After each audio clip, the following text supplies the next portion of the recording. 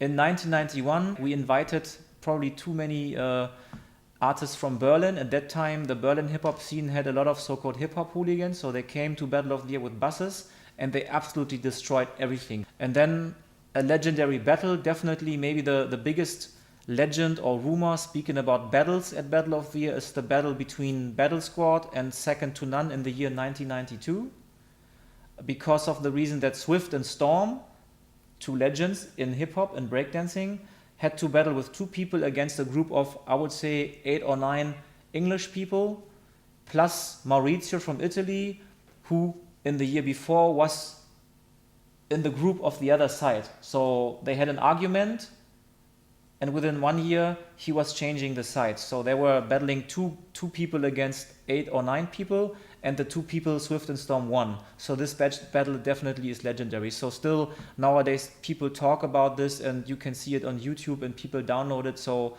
it's a legendary battle. And then at Battle of the Year 1996, it's more or less a funny story. The Battle of the Year 1996 was held in an old British Army barrack. But the town of Celle, which is the name of the German city where the Battle of the Year was in 1996, somehow bought one army barrack from the British Army and changed it into a big cultural event and youth center. So this was actually the place where we had the Battle of the Year, and the name of the place was still like something like Youth Army Barrack or something. But still at that time, 1996, there were 5 or 6 original army barracks with soldiers from Great Britain.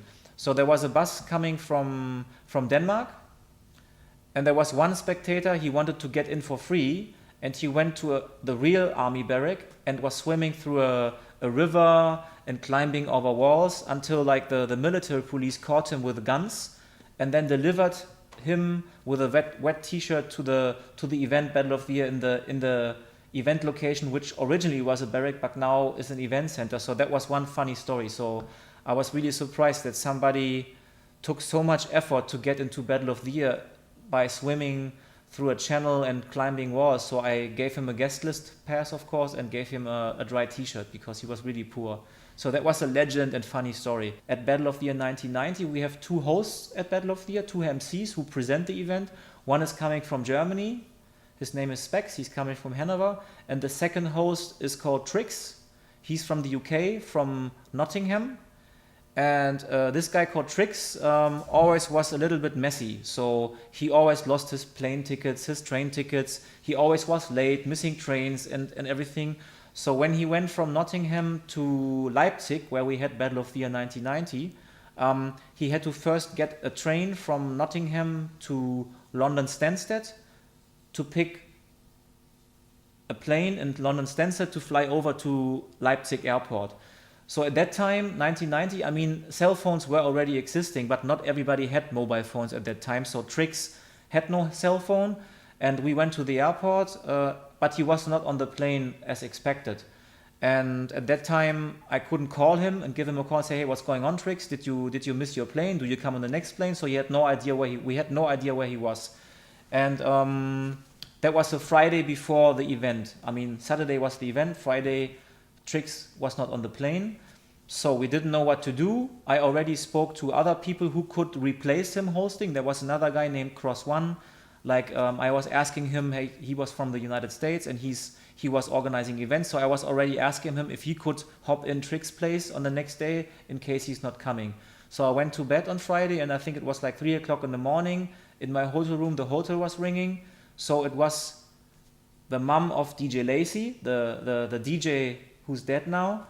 And she called me and said, like, listen, Thomas, I have Trix here in my house in London Stansted. And I was surprised because how the hell did she found out that Trix missed his plane or whatever? So somehow they got connected.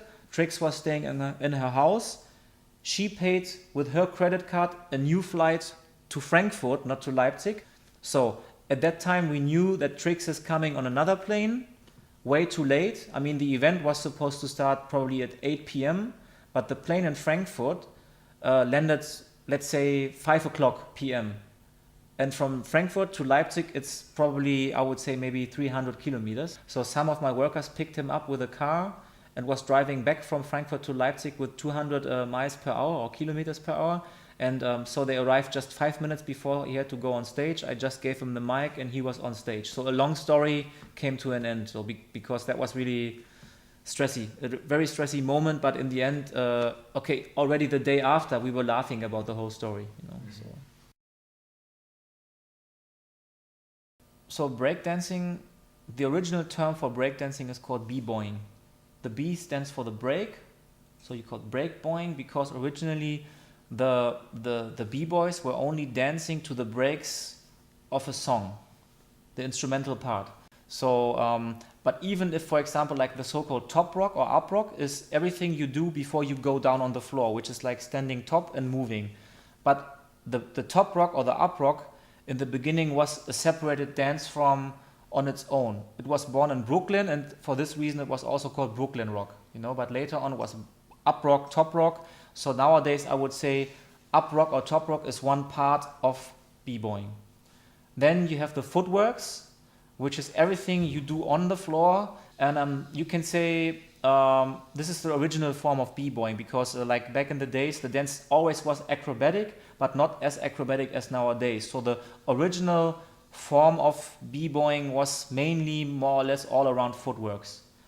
And then you have the so-called power moves or air moves, which is all the acrobatic moves like head spins, spinning on your head, like windmills, air flares, flips, whatever. This is called power moves. And then you have freezes, which normally you do like at the end of your solo, you stand still and you freeze. So that means that shows the audience or your opponent, the other dancer, that your solo stops with a freeze. So I would say, like if you see a dancer doing a solo, more or less it always starts with an up rock or top rock. Then you go down, do some footworks, then you do maybe some power moves, and then you always end up like doing a head spin, for example, with stopping with a freeze. So you have a complete solo from top rock, footwork, power moves, freeze in the end. So that's b-boying.